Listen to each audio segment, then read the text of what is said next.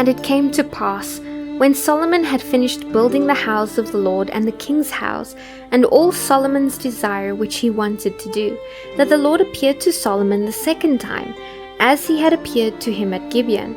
And the Lord said to him, I have heard your prayer and your supplication that you have made before me. I have consecrated this house which you have built to put my name there forever, and my eyes and my heart will be there perpetually. Now if you walk before me as your father David walked, in integrity of heart and in uprightness, to do according to all that I have commanded you, and if you keep my statutes and my judgments, then I will establish the throne of your kingdom over Israel forever, as I promised David your father, saying, You shall not fail to have a man on the throne of Israel.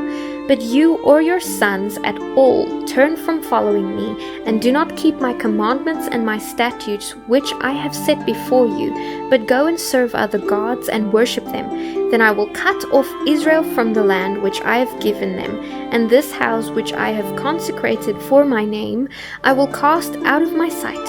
Israel will be a proverb and a byword among all peoples. And as for this house which is exalted, everyone who passes by it will be astonished and will hiss and say, Why has the Lord done thus to this land and to this house?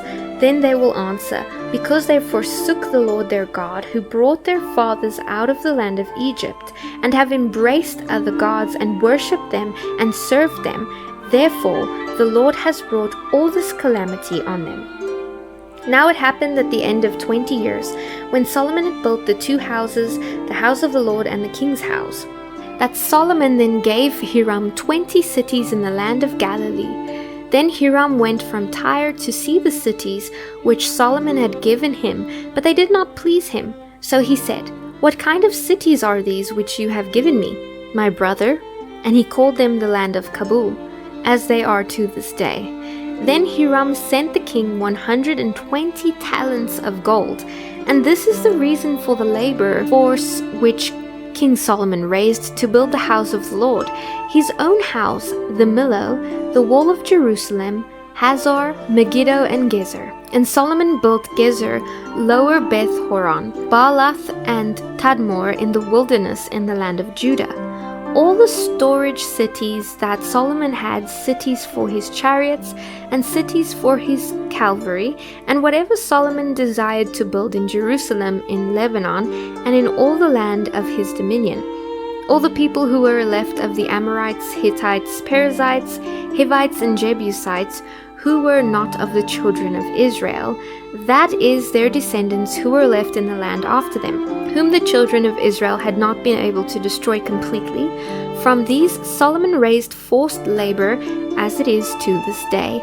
Of the children of Israel, Solomon made no forced laborers, because they were men of war and his servants, his officers, his captains, commanders of his chariots, and his cavalry. Others were chiefs of the officials who were over Solomon's work, 550 who ruled over the people who did the work. But Pharaoh's daughter came up from the city of David to her house which Solomon had built for her. Then he built the Millo. Now 3 times a year Solomon offered burnt offerings and peace offerings on the altar which he had built for the Lord, and he burned incense with them on the altar that was before the Lord. So he finished the temple.